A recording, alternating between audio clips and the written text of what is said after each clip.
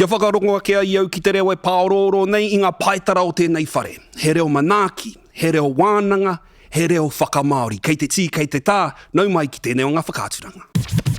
Our award-winning Te Reo Māori podcast, Fakamaldi, is back. Led by host Kimo Houltham and Dr. Anaha Hiini. Join Te Reo Māori experts Leon Blake, Hana Mereraiha and Kristen in a journey of translating English content into Māori. Immerse yourself in learning, wānanga, discussion and the joy of Te Reo Māori with our crew. Here's Fakamaldi with our host, Kimo Houltham. Ai, tēnā koutou e hoa mā. Ko maua o te maunga, ko tauranga te moana, ko ngai te rangi te iwi, ko rangi waia te marae, ko Kimo Houltham tēnei e tū whakahine i mua ia koutou. I runga i taku mōhio, he tino kaupapa kei te haere e hoama, he hara ia tērā, ko te whakamaori. He hōtaka e wānanga ai tātou i etahi o ngā tuhinga tawhito, ngā tuhinga kiriata, ngā whai kōrero, ngā kōrero tene e marama ai te ao Māori. He hara kei tōna iho. Hoi anō, ko hono mai he tokorua, he mātanga reo, ka timata mai ki a koe tākuta ānaha tēnā koe i tō tau mai ki tēnei o ngā whakāturanga, e te rua anuku, e mihi ana. Tēnā koe hoa o tira tēnā kōrua, tēnā tātou i tēnei kaupapa nui whakaharahara e kawe nei tātou ki taumata ke atu, ko makatiti te maunga, ko kataina te moana, ko te arawa te waka, ko Ngāti Tarawhai te iwi, ko au tēnei, ko te arawa waka, ko te arawa tangata tēnei kua tau nei, e mihi atu nei kia kōrua o tira kia tātou. Tēnā koe hoa no tātou te whiwhi. Kia koe te tuahine, ko roa te wā e hoa. Ko roa te wā kei takutunga nei. Kei konei tawa, kei mua noi ngā kāmera. Ka hoki aku mahara kia rere te whiu, ka tīmata ki reira. Ko taku ki he warewari iau tuahatanga e hoa. Tāua. Hoi anō, whakamohio mai ki te iwi, ko ai koe no hea koe. Ai, tēnā tātou e te iwi, tēnā koutou e whakarongo mai ana, e mātakitaki mai ana, koutou e pikoko ana ki te reo Māori, tēnei a muri whenua e mihi atu nei, te hiku o te ika, ko Ngāti Kahu te iwi, Ngāti Tara te hapu, ko Parapara te marae, ko Kristen tōku ingoa, tēnā tātou katoa. Me mihi ka tika ki te ahu o ngā kākahu. Te ahua nei tai mai te telepathic text kia tātou kia. Ai, kaore tātou i kōrero i mua i tā tātou tūtakitaki i te ata nei, ana ka kite tātou i a tātou? Te ahua nei ko paia ki ngā kākahu o te terenga tuarua, i te terenga tuatahi ne hae hoama. I runga i tēnā anaha, ko koe noho te mea e toi ana no te terenga tuatahi, hao whakaaro mo ngā mahi ai koutou ko ani piki ko Chey? I rawe te noho tahi te taho waku hoa i tērā terenga tuatahi. He nui ngā whakākoranga, i runga i te mōhio e korerawa tēnei mea te ako e mutu. Kia mate rāno tātou mā reire e puta i te kōrero kua mutu te ako kia tātou. Heoi anō, ahua mokoe nei ahau i te korenga o te tokorua rā, engari kei konei kōrua, kei konei tātou, kawe nei i tēnei kaupapa ki tetehi taumata teitei. Nō reira mihi ana i te terenga tahi, kei konei tātou whakahaere nei te terenga tuarua, mihi ana kia kōrua. Te ahua nei ko koe noho te mea o te terenga tuatahi, i puta i te ihu koe te take ko hoki mai koe. Karekei. Kristen, kōrero mai mo tō hitoria i roto mai tēnei mea te whakamaori. Te whakamaori, kia pono au, ko te whakamaori pia te mahi kāre tino pai ki au. He taripa, ne? He tino uaua, kamatu he pakeke rawa ngā mahi. Ana, i au ka noho ki te whakamaori enei kaupapa i enei hōtaka nei, ka hoki aku mahala ki tō tātou whare makatea, ki te panekeretanga. Te panekeretanga, me ngā mai, ngā wanga i mua i te taitanga atu ki te karaihe o te imo-tima, ki te whakamaori. Ana, nō reira, ko te panekeretanga, ko te whare wānanga, ko taku ako, ko taku whai i te reo Māori. He nui te wāhi ki tēnei mahi ki te whakamaori. Nō reira, koe rā pia taku hitori i roto i te whakamaori, taku whai wāhi atu ki tēnei mahi, ko taku ako me taku whai i te reo. Tēnā koe te tuahine, o whakaaro e hoa ki tēnei mea ki te whakamaori? He uaua. Me pono te kōrero ka hoki ngā mahara ki te panekiretanga. Ko i rā taku Achilles heel me ki, ne ha? Te i, te ki, te a, te o, e hia kēnei ngā mea rere ke kāre noho i te kōrero mo te iti. Mo te nui rānei o ngā kupu, engari me mārama ki ngā mea katoa kei wainga nui. Ai. Kamatu i a koe e whakamaori ana, me mohio koe, kei te whakamaori a kupu nei, kei te whakamaori rānei i te ahurea, i te whakaaro rānei o te kaitito, o te kaituhi. He nui ngā mea hei wānanga mau i mua i te timatanga ki te whakamaori. Nera? Kei te tika tonu te rā, engari me mihi tonu ēnei āhuatanga rerekē o tēnei mea o te whakamaori nā te mea. Kei pō he tātou aha koa he puka tamariki e harei te mea he mahi ngāwari. Taino atu ki ngā tuhinga kāwanatanga te aha ke atu rānei, he āhua maha tonu ngā taumata rerekē o tēnei mea o te whakamaori. He mahi ua. He mahi ua. Engari ka nui ngā hua. I nāia nei he rawe ki au aku whakamaori, kei te pirangi au ki te pānui. I te mea kotahi wiki au, wānanga ana, kua rite au. Kua rite. Nei, mea mai Anaha, no te ata tonu nei no hui timata i tana whakamaoringa tuhinga nei. No te hawhi haura noiho nei. Te hawhi haura noiho. Ka rau i whakarongo ki ngā tohu. I runga i tērā, ko te kaupapa o te rangi nei ko te reo aroha, ara love languages. Me he makari koutou i te mohi o heaha tēnei, mātiki mai te kiriata nei, ko ngā tumanako e mara mai tātou ki tēnei kaupapa.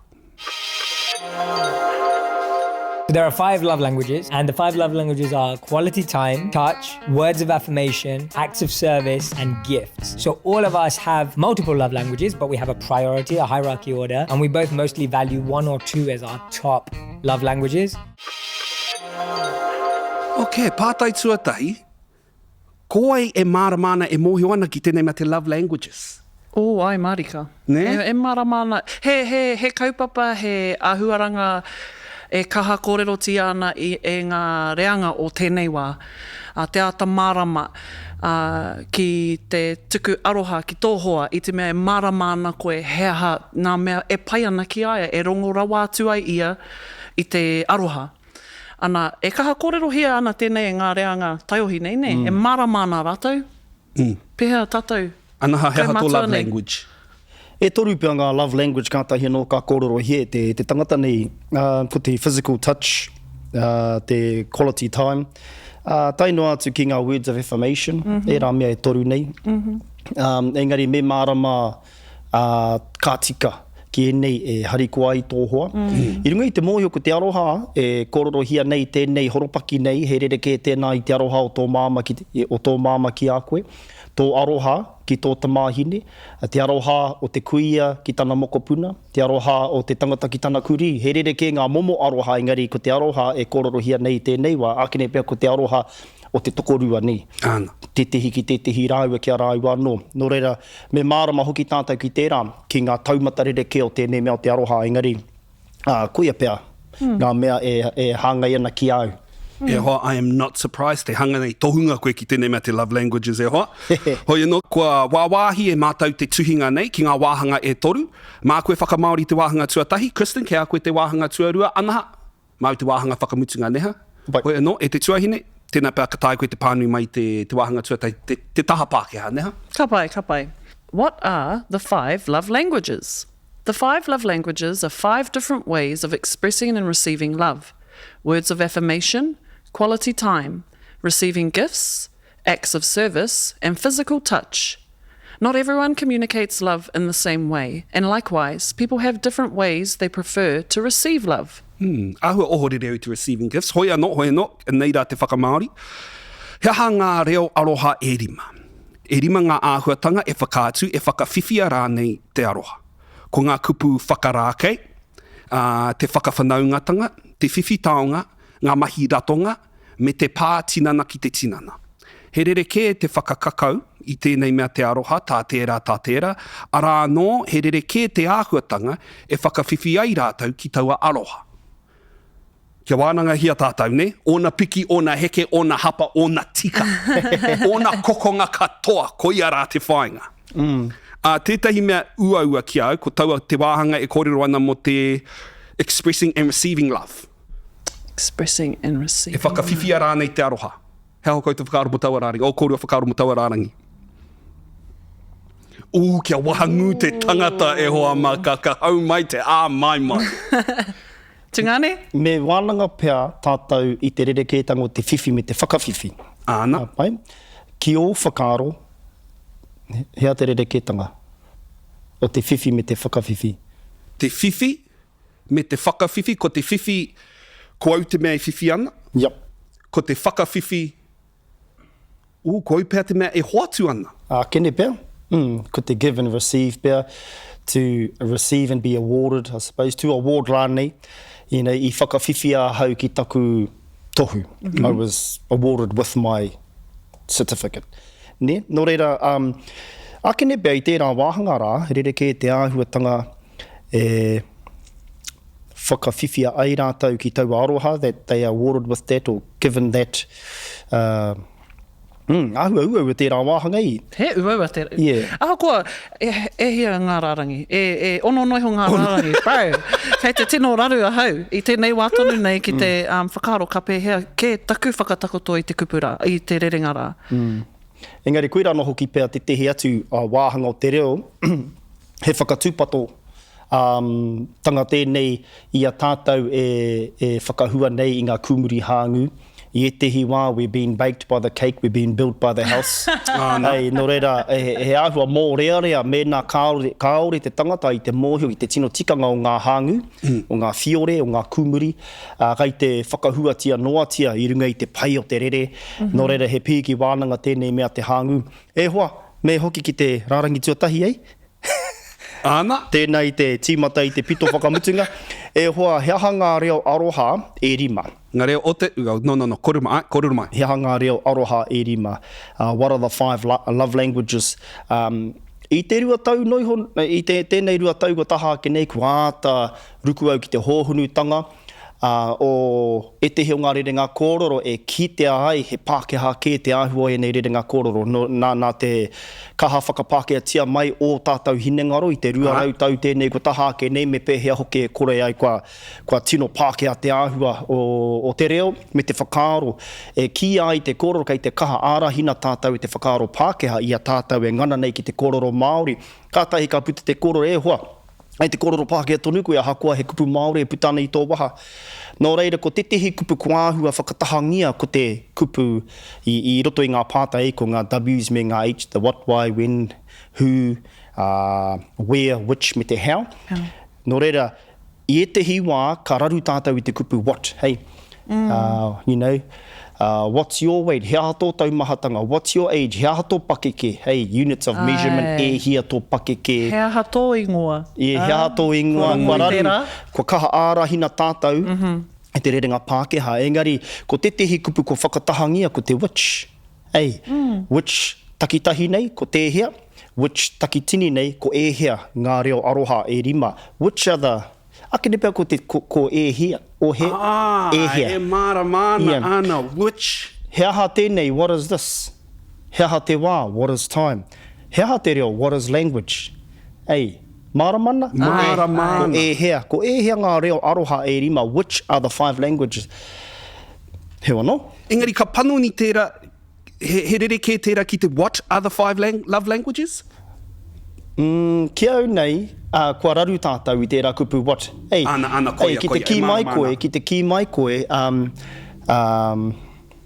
e hia tō, pēhea tō tā roaroa, how tall are you? Ei, kua ārahina koe te whakaaro manga, pēhea tō tā roaroa, pai noi ho taku tā roaroa, pēhea tō. Ei, mara mana. Ana. E hia tō tā roaroa, how tall are you? Kua raru tātou i te how me te what, i roto i nei rerenga ai, what's your height, how tall are you?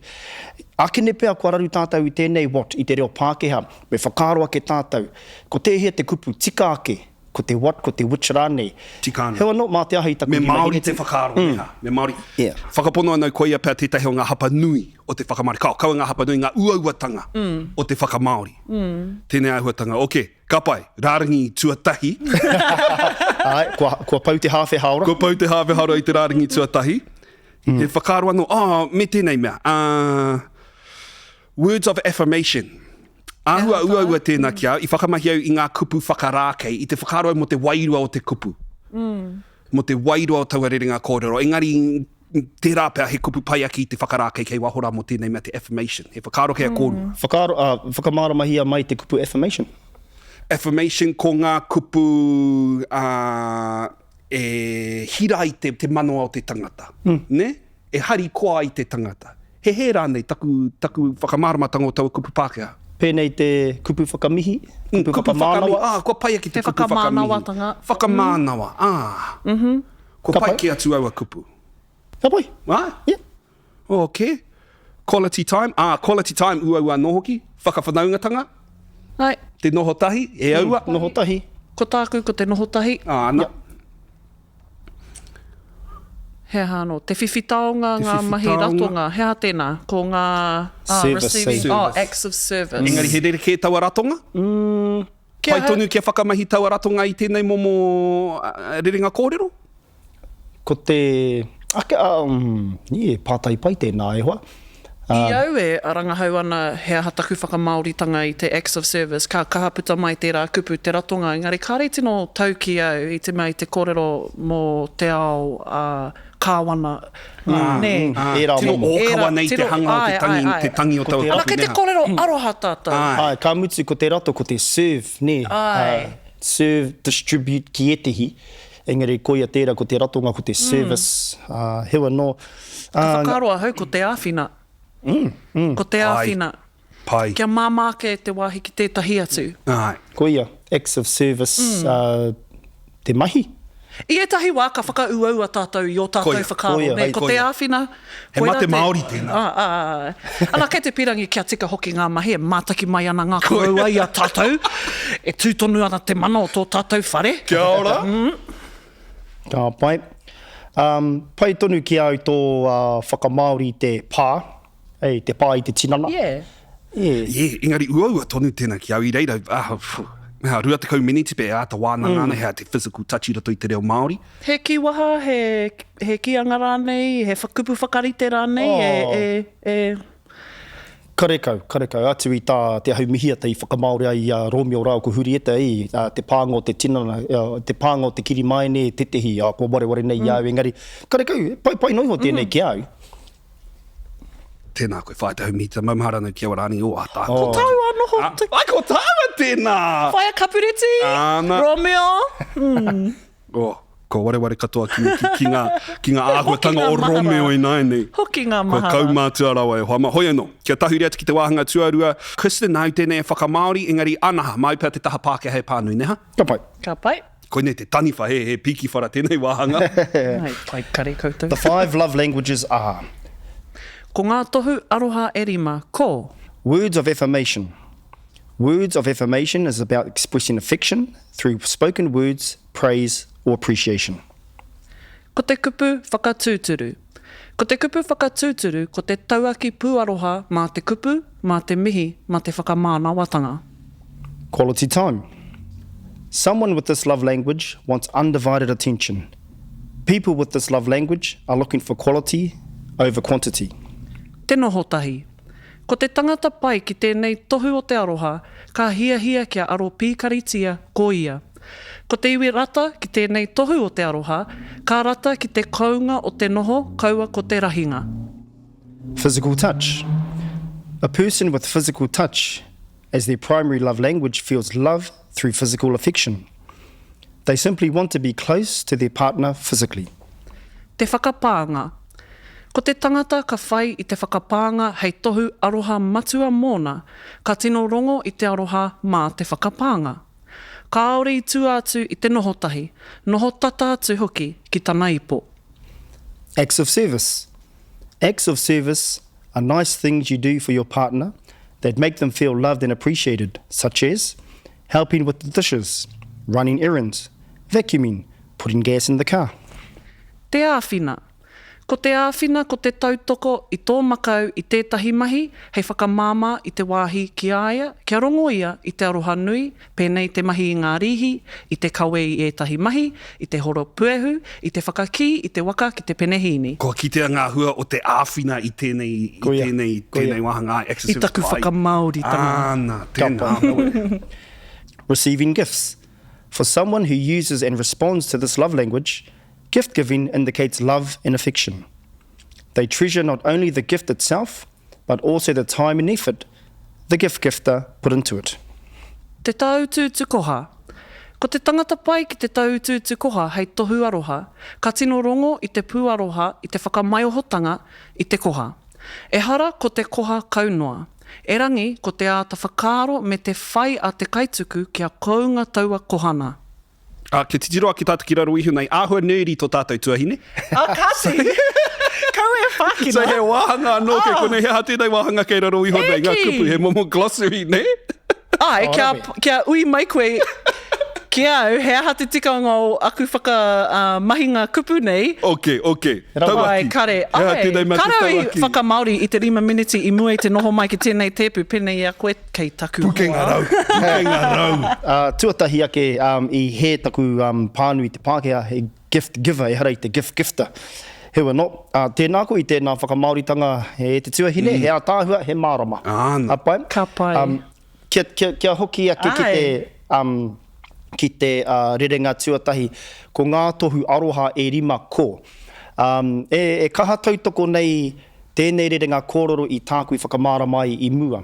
Nā te mea ia tātou ia tātou nei e ako nei i te hirerenga kōrero, me mohi hoki tātou e ahu ana i te hiwa, i te tehi pātai. Ko wai koe e ahu ana i te ko anaha ahau. Nō roto rua ahau, kei te pai, nō roto rua ahau, e ahu ana i te pātai no hea koe. Kei te ora ahau, e ahu ana i te pātai, kei te pē hea koe. Ko ngā tohu aroha e rima, e ahu ana i te pātai, ko e hea, ngā maramana, ko e hea ngā tohu aroha e rima. Kia kaua tātou e ki, what are the 5 languages, okay?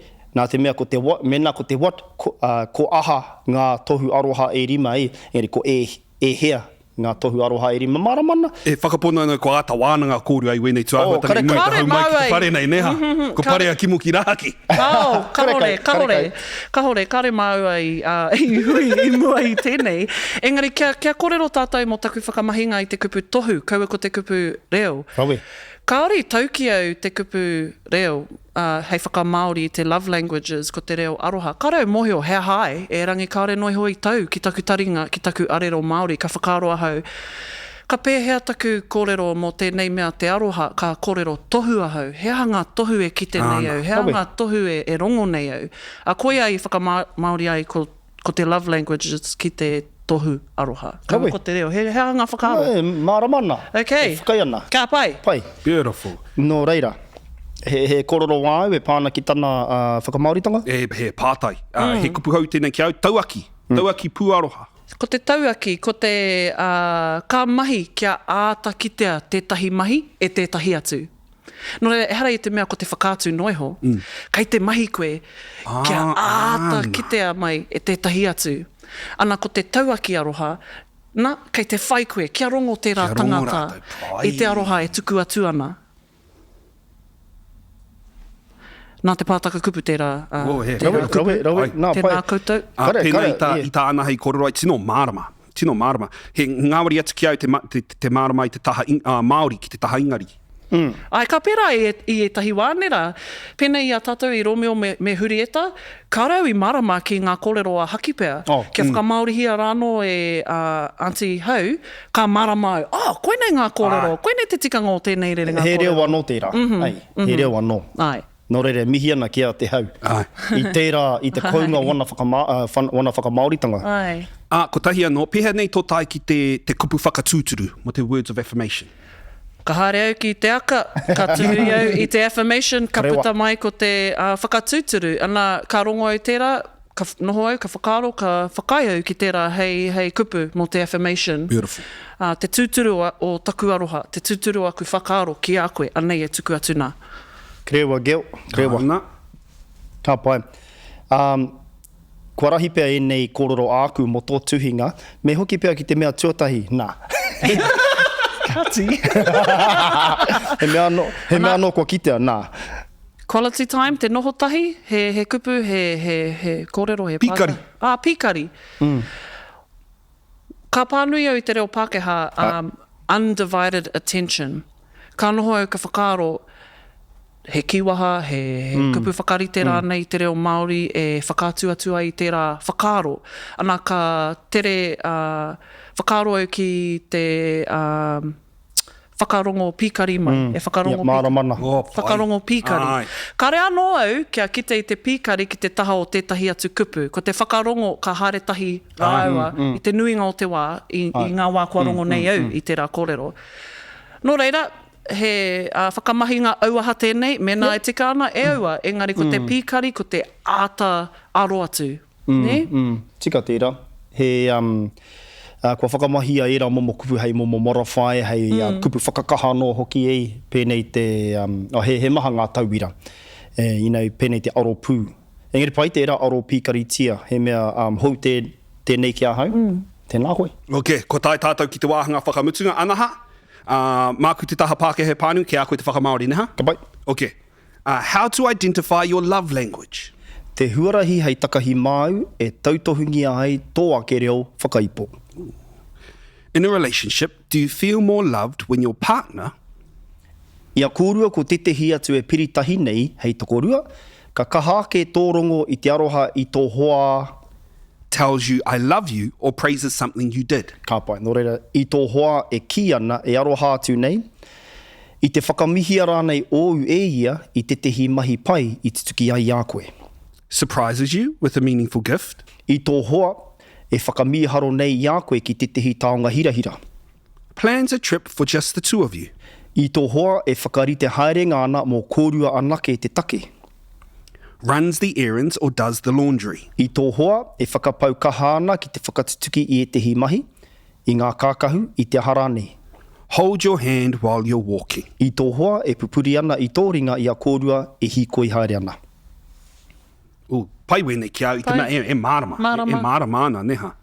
Ai, Engari, kia titiro ki te rārangi tuatai. How to identify your love language? He ahua roa tō whakamaori mo tēnā? Ai, koira te raru i te hiwa i au e whai wāhi atu nei ki ngā whakamaoritanga, taino atu ki te whakamaoritanga o ngā kiri waituhi, tōra mātātua, tīme umizi. Mērā me, ko te raru, i nā te roa o te reo Pākehā, te rerenga Pākehā, engari he poto noi ho te whakamaoritanga i te hi atu taima, he roa ake te whakamaoritanga i te rerenga Pākehā. Nō reira, kai te āhua pēo te horopaki, mena he kiri waituhi e whai nei ngā nekehanga o te ngutu me ōrite, me kimi i ngā oro e hāngai ana ki te nekehanga o ngā waha. Tēnei nā, he ono kai au te tikanga. Kamutu, kua ki te tātou i te reo aroha, ko ki te tātou i te tohu aroha, engari, kei kone, kua whakamahi ko i te reo whakaipo. Pehe nei tō tai ki taua rerenga kōrero. I whakaro ke au, kena bea ka whakamahi te tokorua nei te kupu aroha. He kupu rongo nui, nō reira i whakaro noa ke ahau ki tetehi atu momo kupu tauri, tetehi atu synonym. E whai wāhi mai nei tēnei kupu te ipo, e mōhio pūai, kāti he tokorua e kōrorohi ana, nō reira ko te reo whakaipo. Beautiful. Pai ki au tēnā. Kristen, he whakaro o? Iau ka whakaro ki ngā tohu o te aroha, ki au nei e hara i te mea he aroha noi hotera i Wainganui te tokorua ipo. I te mea, ko tētahi o aku tamāhine, ka rawe ki ai i te wā ka āta whakamārama atu au mā te kupu i te pai o ana mahi, i aku whakaro rānei ki aia, te nui o taku aroha rānei ki aia. Ka rongo ia i te aroha mā te kupu. Nō reira, i ētahi wā, ki ahau nei ko ētahi o e nei, kei Wainganui hoki i te tokorua, e hara i te mea me ipo, te tokorua rā. E rangi i tēnei horopaki ko te reo Pākehā, e whakamaori nei tātou, e kōrero ipo ana. Nō reira, e whakai ana ki tā anaha i konei. Ai, he pai. Māori ake nei. I ahua hari ko au kari au tēnei wāhanga whakamutunga, i te mea ki au, he uaua te whakamaori i ngā kupu e toru nei. I love you. Peha nei tō tai ki te e aro hātu nei. Kua roa nei au e kororo pēra ana. E aro hātu nei. Mātau ana ki nei au e tagairu. He hata au mo te I love you. Oh, yeah, wow. E uaua ei. He hata aku mo te I love you. Karoha Amanda. Oh. E arohana. E arohana. He kupu mino tō mātou i tō mātou whānau, ana ka puta i te mātāmua, ana ka rongo ia i ana whanaunga e kōrero ana love you. Ko tāna, ko te rahiu. Ana, kua noho tērā hei kupu i tō mātou whānau e tohu atu ana i te I love you, ko te rahiu. Tāhua. Hoi anō, he whakaro anō kei a koe mo te whakamaori nei, Kristen? I mo i tō tātou peka atu ki kaupapa ke? Marama, he pai. I kōrero mai koe, Kristen, tēnei mea te kupu meno? Te kupu mino. Mino. Whakamārama mai tēnei mea te kupu mino. Ko te kupu mino, ko te waihanga kupu reo Māori, e rite ana te tangi, te whakahua rānei ki te kupu Pākehā. Ana, pēnei anō i te good luck, ko te kururaki, ne? He kupu mino e rā, ne rā? Koia. He transliterations. He loan word, he borrowed word, e mino ana te oro o te tangi no reo kē atu, kia noho pai ai ki roto i tō tātou reo Māori. Ka mutu e rua hoki ngā momo mino ai, ko te momo kupu e orite ana te oro, ko te tehi atu e hāngai ana ki te ahu o te mea, anei te tehi tauira aeroplane, waka rererangi, vehicle that flies in the sky.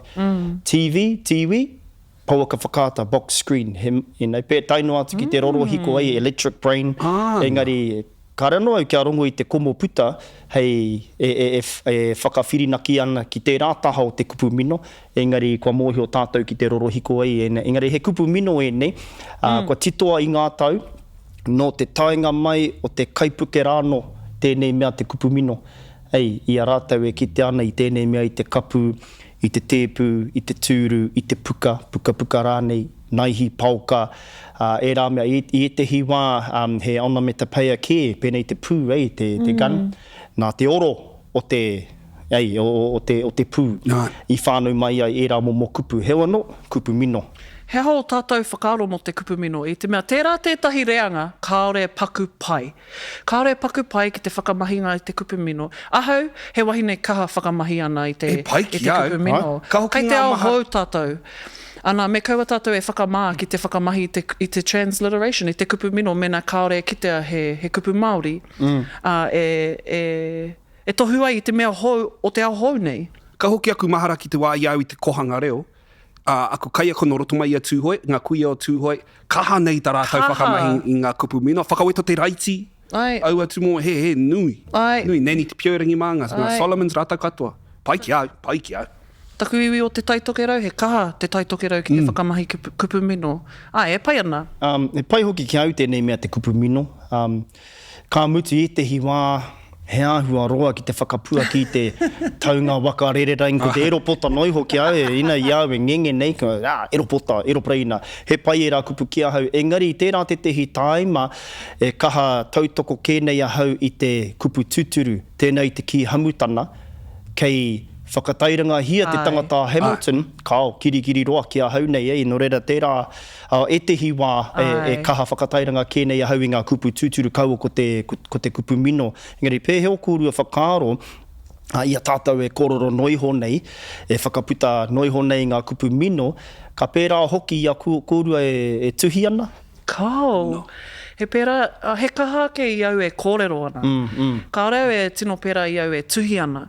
Hoi anō, i au e tuhi ana, he wā tērā e noho ai ki te āta whakaaro, e hara i te mea whāwhai ana. Engari, mena e kōrero noiho ana ki a koe i tēnei wā, i tēnei miniti noiho nei. Koia. Ko te whakaputanga o te kōrero, te whāinga matu ai, ngari a tātou e noho nei, te āta wete i te horopaki ki reira.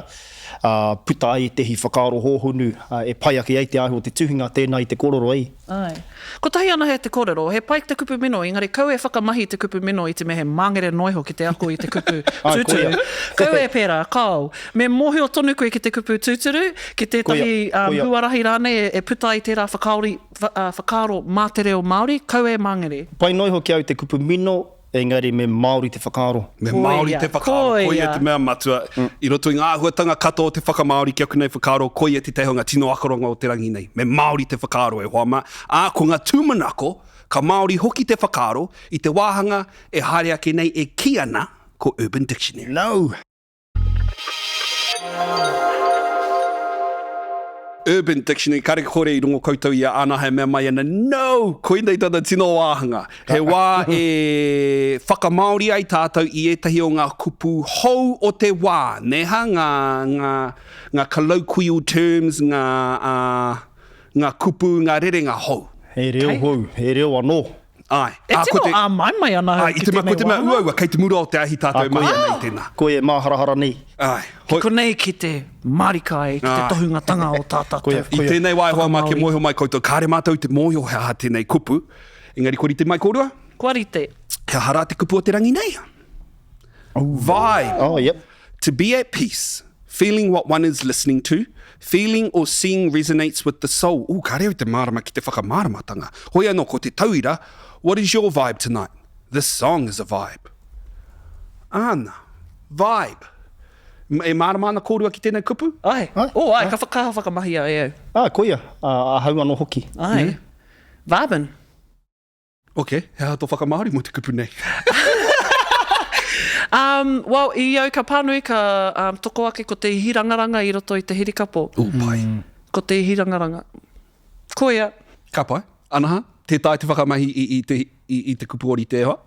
Koina tāu. Karekau. I te whakaaro noi hoa hau ki te kupu piro. E pēhea, kai te pēhea ngā piro, ei. Engari, I think kei te āhua tītaha haere taku waka I konei nā te mea pai ki au tā Kristen. Kristen? He vibe tēnei e hoa. Ara, kua he ngā piro I nai nei.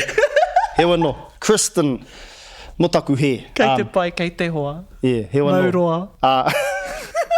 Mau tino roa, ne hia tau I nai nei hoa. He wano. Yeah, ane ngā kororoa anaru e. Ena, he wano. Hea toku mu? Yes.